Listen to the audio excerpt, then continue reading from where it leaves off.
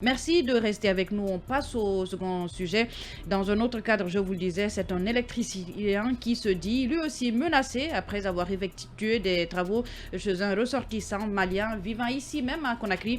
Amadou Diallo, qui est avec nous dans ce studio, a porté plainte, mais il dénonce des manœuvres visant à étouffer l'affaire. Nous le recevons justement dans cette émission, dans la une politique. Bonsoir, monsieur Diallo.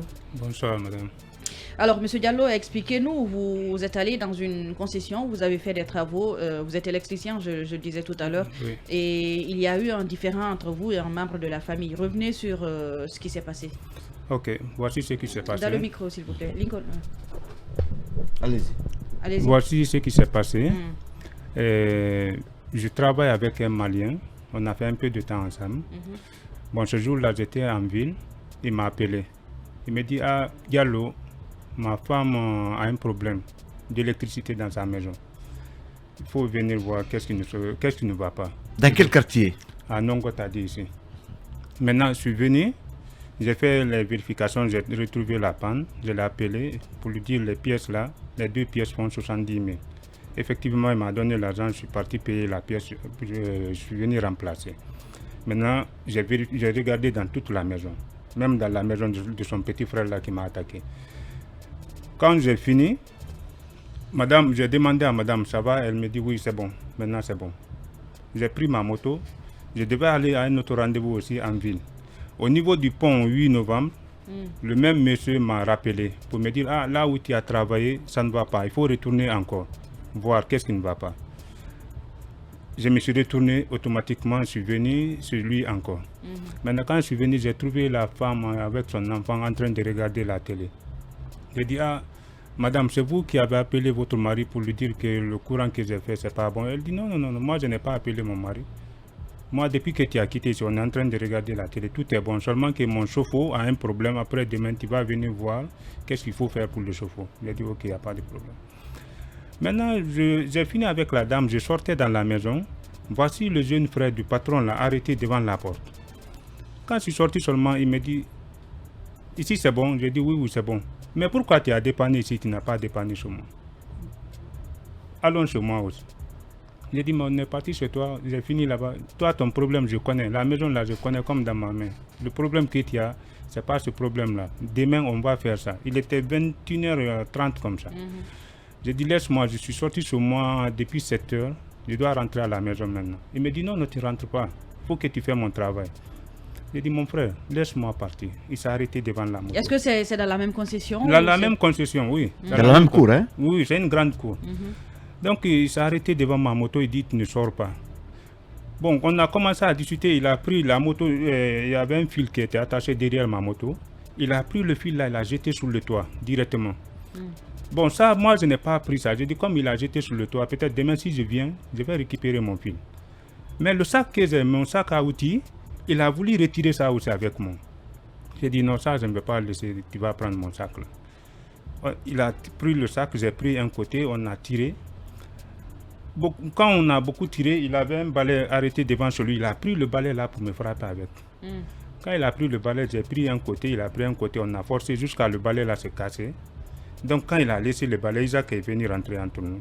C'est qui Isaac? C'est qui ce Isaac? Isaac, il loge dans l'air court. Lui, il est venu rentrer entre nous.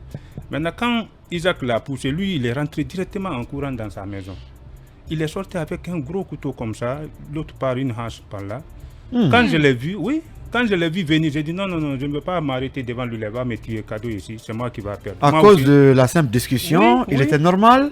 Oui, c'est ça que j'ai dit. Quand je l'ai vu, j'ai dit non, je ne veux pas m'arrêter devant ce monsieur-là qui vient comme ça avec tous ces trucs-là, il va me tuer ici, c'est moi qui va être perdant. Vous avez fui donc?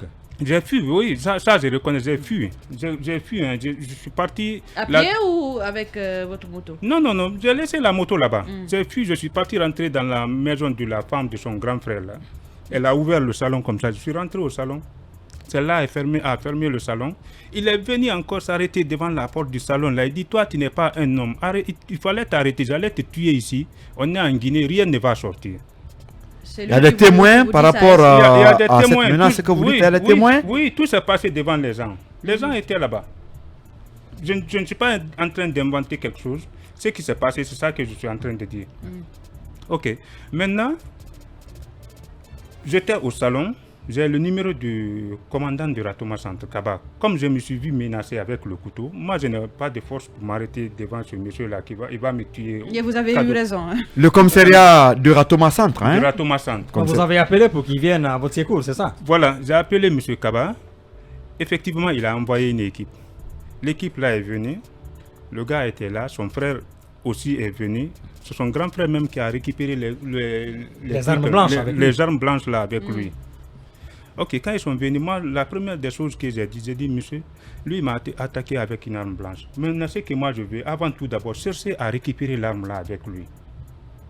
Il faut chercher d'abord à récupérer l'arme là avec lui. Mais eux, ils me disent que non, ça c'est pas quelque chose qui est difficile. Parlez dans le micro s'il vous plaît, monsieur. Ils me disent non, que c'est ça, c'est pas quelque chose qui est... Qui a dit ça? Les policiers qui sont venus? Les policiers qui sont venus, oui. Ils ont vu les armes blanches. C'était avec son grand frère. Son grand frère, les armes là, c'était avec son grand frère. Déjà, oui, c'était avec son grand frère. Maintenant, le monsieur, qu'est-ce qu'il dit?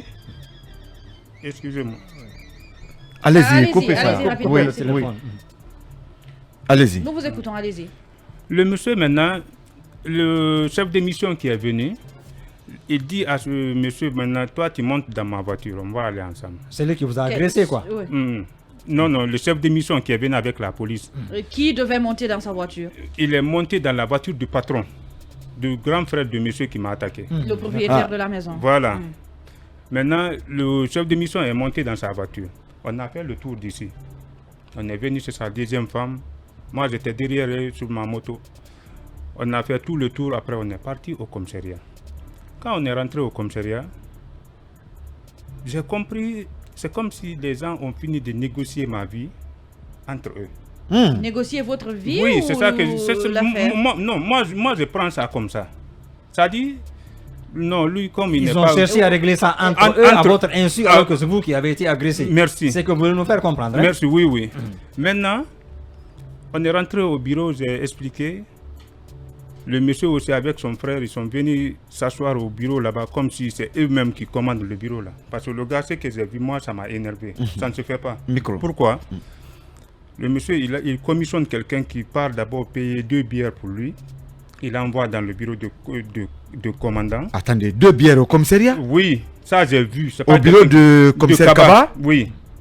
Il a envoyé ça, j'étais assis. Quand j'ai vu ça, moi-même, j'étais énervé. Commissaire Kaba nous écoute, hein? Il n'a qu'à venir dire le contraire ici. D'accord. Il n'a qu'à venir dire le contraire.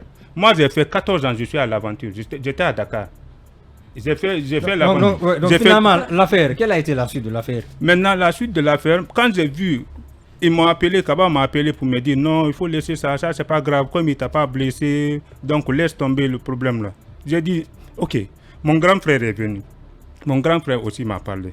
Moi déjà, mon idée était quoi? Il faut que le gars là soit arrêté, qu'on lui montre que, bien sûr, on aime les étrangers chez nous, on les aime. Tout le monde connaît que la Guinée, c'est un pays qui est ouvert à tout le monde. Tout le monde sait ça.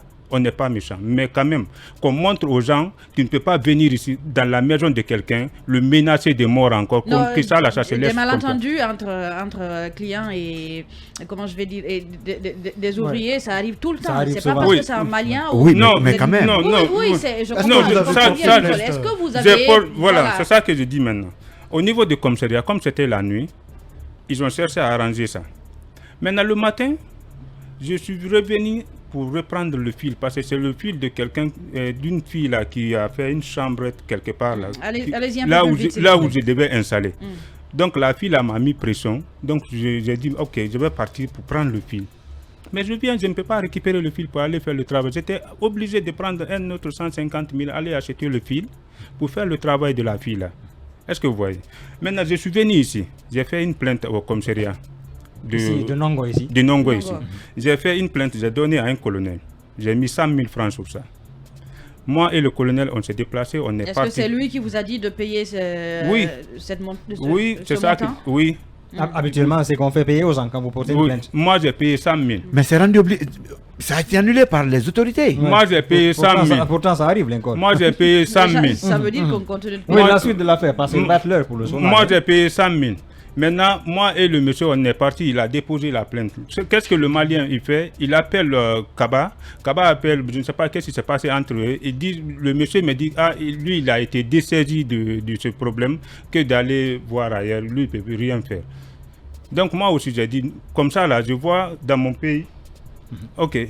Je vois qu'ils ne prennent pas ma vie au sérieux. Donc c'est pour cela que je suis venu ici. Merci à vous, monsieur Amadou Diallo. Je rappelle que vous êtes électricien et vous dites menacé après avoir effectué des travaux chez un ressortissant malien vivant ici même à Conakry et vous avez porté plainte. Mais vous dénoncez une sorte de manœuvre visant à étouffer l'affaire. Merci à vous. Nous suivrons cette affaire. Restez avec nous tout de suite. Les infos et on revient pour vos différentes réactions dans cette émission. Et on revient donc à notre invité qui n'est autre que M. Diallo Amadou, électricien, pour clôturer justement cette émission. Où en sommes-nous dans le cadre de cette procédure que vous avez engagée? Bon. Rapidement, où est-ce que nous en sommes? Vous avez porté plainte? Oui, j'ai porté plainte, mais la plainte, là, on me dit qu'ils sont dessaisis. Donc même, je suis parti à la gendarmerie. Qui a dit qu'il dessaisit? C'est le commissariat de Ratoma? Non, ici. Au commissariat central de Nongo? De Nongo, nos voisins d'ici, quoi. Oui, oui. Mais là, on va appeler le commandant. Oui, qui sont dessaisis du problème. Qui les a dessaisis? C'est comme ça qu'on m'a dit. Emma, tu le disais tout à l'heure, il n'y avait pas de possibilité qu'un commissariat se dessaisisse. Je disais que juridiquement parlant, un conflit qui se déroule dans la commune de Ratoma, le commissariat de Ratoma ne peut pas être saisi, sauf quand il y a une portée nationale qu'on puisse saisir un tribunal. Ce que je vais expliquer, en plus, Kaba, quand je l'ai appelé, c'était la nuit. Je n'ai pas fait une plainte là-bas. C'est par là que j'ai fait une plainte. Je ne vois pas par quel miracle. Par quel miracle, là où j'ai posé la plainte ou là où je n'ai pas posé la plainte, l'autre peut dessaisir de l'autre. C'est ça que je n'arrive pas à comprendre. Est-ce qu'après vous avez parlé avec le commissaire Kaba? Parce que pratiquement j'ai pris la avec lui. Kaba, quand vous l'avez appelé, moi, avant de faire ma plainte d'abord ici, je l'ai appelé. Mais il n'a pas pris mon téléphone. Je l'ai appelé plus de 10 fois, il n'a pas pris. Donc moi aussi, je suis venu faire la plainte. Mais quand vous l'avez appelé, il m'a rappelé. Il me dit, Diallo, il faut laisser ça, il ne faut pas faire ça. Tu sais, si tu fais ça, c'est pas bon pour moi des trucs. J'ai dit, Kaba, il ne s'agit pas de toi. Moi, je ne fais pas ça à cause de toi. Tu sais que parmi les 10 personnes qui étaient marathon, moi, je suis parmi ces gens-là. On travaille ensemble. Mais ce que je suis en train de faire, il faut qu'on montre à ce monsieur que le couteau, l'arme blanche, on ne prend pas ça parce qu'on veut le prendre. Mais ce Kaba-là, moi j'ai envie de connaître une idée. C'est lui le commissaire au commissariat central de Ratoma. Nongo ici. Non, Ratoma. C'est là-bas que vous avez porté plainte ou à Nongo ici? C'est à Nongo que j'ai porté plainte. Vous n'avez pas porté donc plainte là où l'affaire a démarré? Non. Oui, mais c'est là-bas où ils ont été transportés pour la première fois. Le monsieur, son frère sont tous arrivés. Voilà. Et c'est là-bas qu'on lui a dit de laisser l'affaire. Voilà. Mais est-ce que là-bas vous aviez porté plainte sur Kaba? Non, Kaba, je l'ai appelé au téléphone. Quand j'étais menacé, le gars était dans la cour avec le couteau. Donc il ne peut pas se saisir du dossier. Je pense que vous auriez dit, même si Kaba a dit de laisser tomber, si vous teniez à la suite de l'affaire, il faut porter plainte, mettez Kaba devant ses responsabilités. Il n'a aucune plainte, il n'a rien sur quoi il peut poursuivre l'affaire. Oui, mais, et quand vous saisissez un commissariat qui n'a pas connu l'affaire, évidemment ils peuvent se décider. C'est ça que je dis là-bas, comme j'ai vu que bon, ça ne va pas continuer, moi je suis venu par là. J'ai fait ma plainte par là. On est en train de suivre le dossier, mais le monsieur aussi m'appelle pour me dire qu'il est dessaisi du dossier. C'est comment qu'il a dessaisi? Je ne sais pas. Moi, ça, je ne sais pas. Je ne peux pas expliquer ça. Je pense qu'il faut retourner porter plainte. Porter plainte chez Kaba et on va suivre. Donc, si je fais ça, ça fait 2 plaintes. Parce que j'ai une plainte ici. Par là, si je fais là-bas encore, ça fait 2. Oui, en tant que média, on va suivre. Mon conseil, c'est de suivre cette affaire. Peut-être que le ministre de la Sécurité nous écoute, des de la police, on va interpeller. Parce qu'on ne peut pas menacer quand même des gens de mort. Et ça reste comme ça. Et c'est simple quand même. Lorsqu'un commissaire vous dit qu'il a été dessaisi, il doit vous dire où est-ce que la plainte a été référée. C'est votre droit de savoir vers où l'affaire est orientée. Vous allez chez le procureur. Merci en tout cas à vous, monsieur Amadou Diallo, électricien. Merci de votre fidélité. C'est parti pour un bâton rompu.